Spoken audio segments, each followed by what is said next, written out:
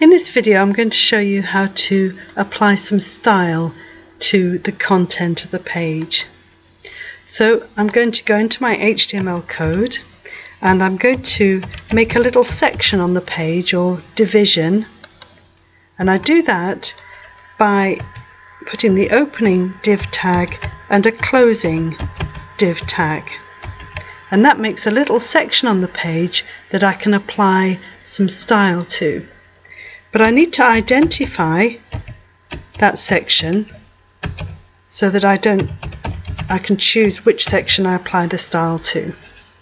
So I'm going to call this little part of the page the heading. I can put anything I want there, but that's what it's going to be on the page. So I'll just save that. Now in a new file I'm going to say what I want the heading to look like. So I use a curly bracket, and I'm going to say that I want the font size to be 50 pixels. And it's very important that I type this in correctly. That has to be a colon, and that has to be a semicolon, and I have to use curly brackets, and I must have this hashtag at the front there. I need to save that file, and I need to save it into the same folder as my HTML code so that they can find each other. So I'm going to call this Picasso style sheet, and the file type is this one here, Cascade Style Sheets. And it's really important that I remember exactly what I called it, because I have to use exactly that name when I refer to it in the HTML code. So I'll press save, and now I'm going to go back into my HTML code, and I'm going to try and make a link between this part of the code and my style sheet. And in order to do that, I'm going to go onto the internet and I'm going to search to find out how I link my HTML to my CSS file.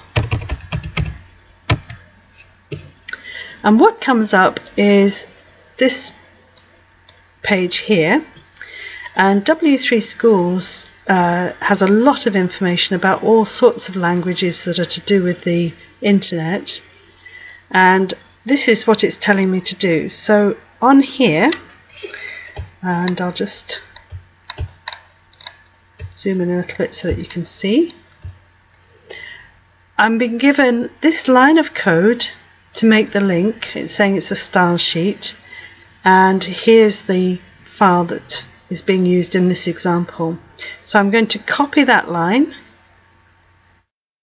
and it's telling me that I need to put it between the head, opening and closing tags in my HTML code.